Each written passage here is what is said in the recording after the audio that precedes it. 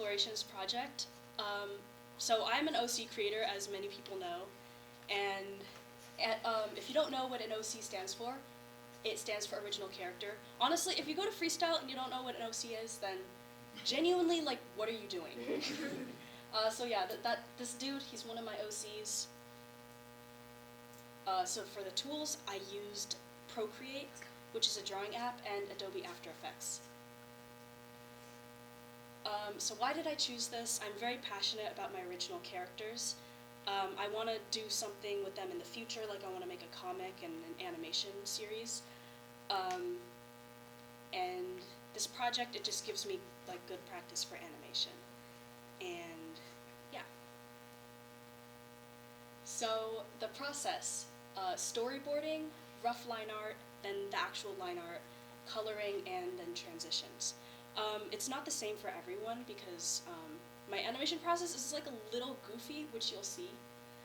So for the first step is storyboarding. It's not supposed to look pretty. It's actually kind of ugly. It's mainly just to figure out the timing and just like the transitions and the movement. And just like basically whenever I have even the tiniest idea, I just go ahead and draw that. It takes less than 5 seconds to draw each of these. As you can see, it's, you know. And then step 2 is the extremely rough line art. Like, very rough. This is not my final line art. And it's kind of like storyboarding, but also animating at the same time. I'm not sure if everyone does this, but it's just something that I do. So in case I don't like something, I could just delete it and I won't feel bad because it genuinely took me less than 5 seconds to draw. And then I go in with the actual line art, which, you know, I actually try on this and it's meant to look pretty. So yeah, and I feel like a lot of people, I mean, I wouldn't know, but I think a lot of people, they go in with like prettier line art to begin with, instead of like, instead of that. And then after, I hate coloring. I hate coloring so much. It genuinely sucks. It's the most tedious part because I have to just, I mean, I guess line art is just as tedious, but coloring I just dislike more because I'm not actually animating or like doing movements. I'm just coloring the same thing over and over again. And it is excruciating and I think the most time consuming. Also, keep in mind I'm animating on Procreate, which you can animate on Procreate, but it's not an animation app. There's Procreate Dreams, there's Toon Squid, there's Adobe Animate. Those are actually meant for animating. Procreate, regular Procreate is not. It's a drawing app. So the layering system is really bad and really inefficient. So, yeah. Then step 5, the transitions. I didn't show any of the transitions because that's kind of like the final animation, that would be spoilers, but it shows like one of my OC's names, and then the next OC kind of, like it transfers over to the next. I color-coded this for like every like different character. And I mean, okay, I forgot to say what the actual animation thing is, but I'm just animating 7 of my OCs. Yeah, I'm animating 7 of my OCs, and they're all gonna have like a little small thing that they're doing, like just saying hi or something, I don't know. And then like their name will show, and then it'll like switch to the next character. So then I compiled everything into After Effects. The editing itself was extremely easy because most of the editing and the transitions I did all in Procreate, and then all I had to do was send the file over and just put it one by one. It was, the editing was really incredibly easy. And this is the final thing.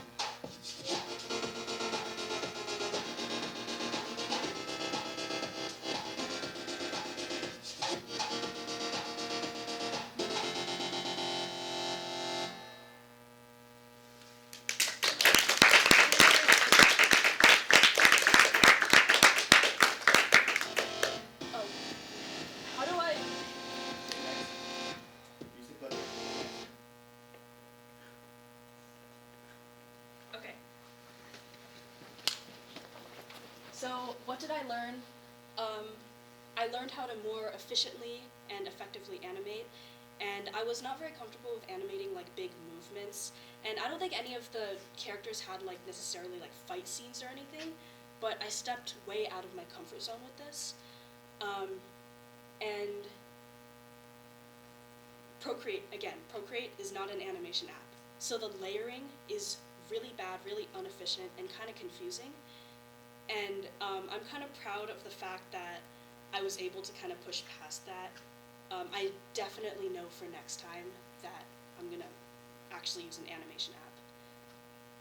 And this goes to my 21st century skill, which is self-direction, the ability to set goals related to learning, plan for the achievement of those goals, independently manage time and effort, independently assess the quality of learning and any products that result from learning experience. And I think that I kind of locked in with this project. I think with a lot of my former animations, I would start them and then I just wouldn't finish them. So this is probably like the biggest and the longest animation project I've ever done. Yeah. So what were my struggles? The layering. The layering was so bad and it was so inefficient. I should have named them, but I was like duplicating layers and it was just a struggle. Also, everything hurts. I was like a Toei animator, just crouched down and looking at my screen. My eyes hurt. I'm pretty sure my posture is permanently damaged from this. But you know what? I think it was worth it. I'm really proud of it. And what will I do differently next time? I will, again, use a program that's actually meant for animating. Because Procreate, just regular Procreate, is not it. So I know, Abby, you're telling me to use ToonSquid. I will use ToonSquid, I promise. I'm just like, I will. I'm just more comfortable with Procreate, even though the animation itself is, or the animation software on regular Procreate is kind of buns. So, with Procreate animation, there's no keyframing, there's no tweening. You have to draw everything frame by frame, which is why when I just wanted to do like a simple slide animation, it was so choppy. And I wasn't too happy with how that turned out because it was a little choppy, and if I had done tweening and keyframing, then it would have just been like a smooth slide.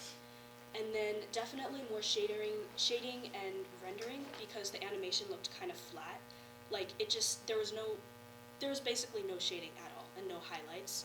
And I understand that I only had like a month to do this, so probably for my Zenith, I'm gonna actually like fully render the animation and probably animate at a higher frame rate because I animated at 8 frames per second.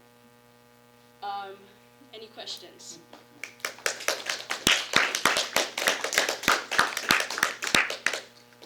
Harla? I thought the color on the entire thing was really wonderful, and I know you talked a little bit about how you don't like doing color, but I was wondering, like, what is your process for finding these color schemes and like making sure it all works together? Do you just like choose what looks right, or do you It's the characters that I associate with it's the colors that I associate with the character. So that could be like their favorite color or their color scheme. So like Zach, he has purple hair, so obviously the background is purple. And like Steven, he has like, I don't know, I just associate his color with green. And Kyra, she has like red highlights in her hair. I low-key dressed as her. I know it's corny, but like just bear with me. So obviously she's red, so that's just kind of how I came up with the color scheme.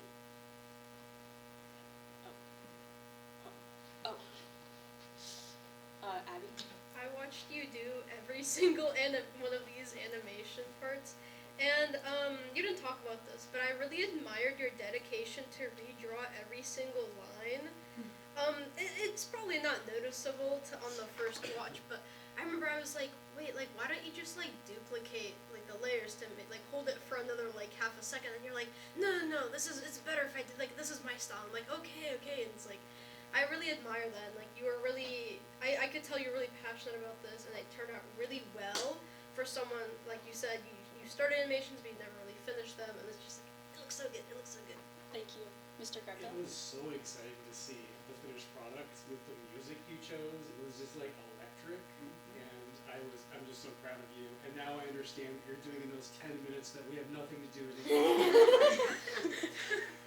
Thank you. You made such good use of that time.